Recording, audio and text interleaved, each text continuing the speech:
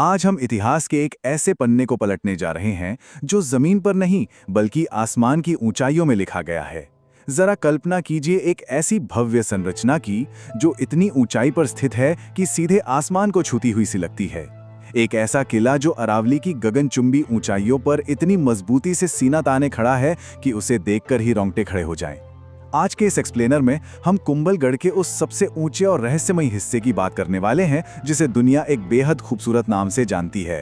तो चलिए बिना किसी देरी के बादलों में छिपे इस रहस्य की गहराई में उतरते हैं। एक बहुत ही मशहूर और ऐतिहासिक कहावत है, जब बादल उमड़ते हैं तो ये किला उनके भीतर छिप जाता है। जरा इस दृश्य को अपने दिमाग में उकेर कर देखिए। प्राचीन काल में जब भारी बारिश का मौसम आता था और घने बादल अरावली की चोटियों को घेर लेते थे तो ये विशालकाय संरचना पूरी तरह से एक प्राकृतिक चादर में गायब हो जाती थी। ये कोई जादू टोना नहीं था, बल्कि इसकी भयानक ऊंचाई का परिणाम था। और इसी प्राकृतिक खूबी के कारण उस दौर के राजाओं ने इस महल का नाम रखा बादल महल, यानी एक ऐसा महल जो सचमुच बादलों के बीच अपना घर बनाता है। ये महल अरावली पर्वत श्रृंखला की सबसे दुर्गम और ऊंची चोटियों में से एक पर बसा हुआ है। इसके किनारे पर खड़े होकर नीचे झांकने भर से ही जो नजारा दिखता है वो अचंभित करने के साथ साथ डरा देने वाला भी है। नीचे मीलों गहरी, खौफनाक और खतरनाक घाटियां हैं। चारों तरफ सिर्फ और सिर्फ कठोर चट्टानें। और ये याद रखना बहुत जरूरी है कि आज जहां सिर्फ सूखी चट्टानें दिखती हैं, वहां उस समय बेहद घने और प्राचीन जंगल हुआ करते थे। मतलब एक ऐसा दुर्गम रास्ता जहां से किसी दुश्मन का ऊपर आना तो दूर की बात है, उसे देखने मात्र से ही पसीने छूट जाएं। तो अब जरा इस महल की बाहरी सुरक्षा व्यवस्था यानी इसकी वास्तुकला के इस विशाल ढांचे पर एक नजर डालते हैं। 36 किलोमीटर, जी हाँ, पूरे 36 किलोमीटर।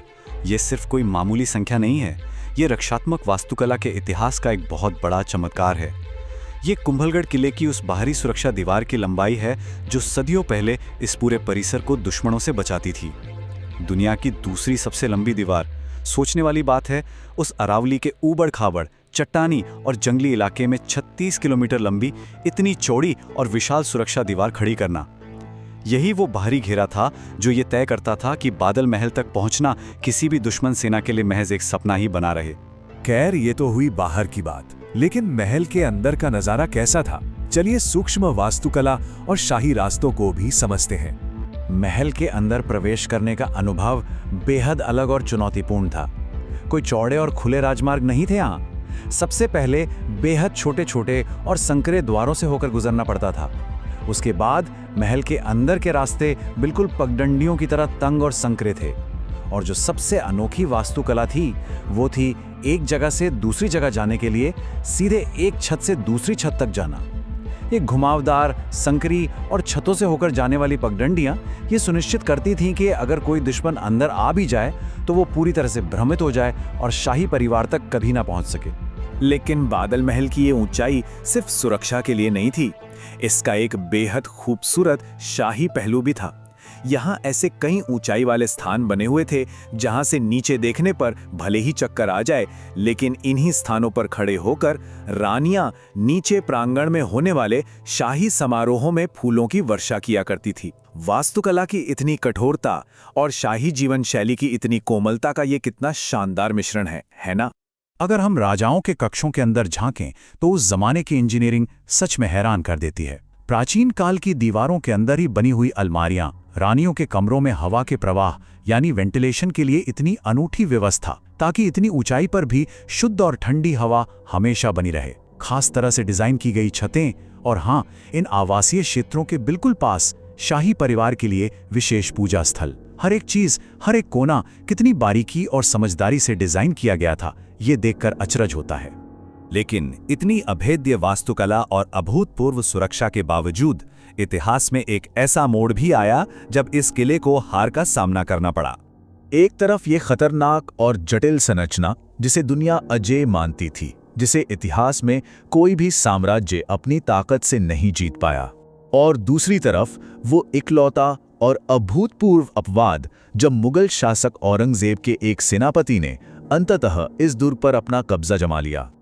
और ये कोई रातों रात मिली जीत नहीं थी। अजय रहने के बाद जब औरंगजेब का सेनापति भारी सेना लेके वहां पहुंचा तो उसने कई दिनों तक लगातार बिना रुके किले की घेराबंदी की। रसद और पानी के रास्तों को पूरी तरह काट दिया गया। कई दिनों के इस अत्यंत धैर्यपूर्ण और क्रूर मोर्चेबंदी के बाद ही ये अभेद्य किला उनके अधिकार में आ सका। ये घेराबंदी इस बात का बहुत बड़ा प्रमाण है कि बादल महल को महज शारीरिक बल से नहीं बल्कि एक थका देने वाली लंबी रणनीति से जीता गया था। बादल महल के इतिहास और वास्तुकला के इन पन्नों को देखने के बाद दिमाग में एक सवाल बार बार गूंजता है। हजारों साल पहले, जब आज की तरह कोई क्रेन नहीं थी, कोई आधुनिक मशीनें या तकनीक नहीं थी, तब अरावली की इन खौफनाक और चक्कर ला देने वाली ऊंचाइयों पर इन विशाल पत्थरों को कैसे ले जाया गया होगा? इतनी अचूक, सुरक्षित और शानदार संरचना आखिर कैसे खड़ी की गई होगी? सच कहें तो प्राचीन इंजीनियरों और कारीगरों के कौशल के आगे सिर अपने आप झुक जाता है। शायद इस रहस्य का सटीक जवाब आज भी उन्हीं ऊंचाइयों और बादलों में कहीं दफन है। बादल महल के इस विश्लेषण और ऐतिहासिक यात्रा में हमारे साथ जुड़े रहने के लिए हृदय से बहुत बहुत धन्यवाद। एक अत्यंत सम्मानजनक और करबद्ध निवेदन है, यदि ये प्रस्तुति ज्ञानवर्धक लगी हो तो कृपया इसे लाइक करें, चैनल को सब्सक्राइब करें और इसे मित्रों व परिजनों के साथ साझा अवश्य करें। और हाँ, प्राचीन इंजीनियरों ने बिना मशीनों के ये चमत्कार कैसे किया होगा, इस विषय पर अपने विचार कमेंट्स में जरूर बताएं। सीखते रहें। धन्यवाद।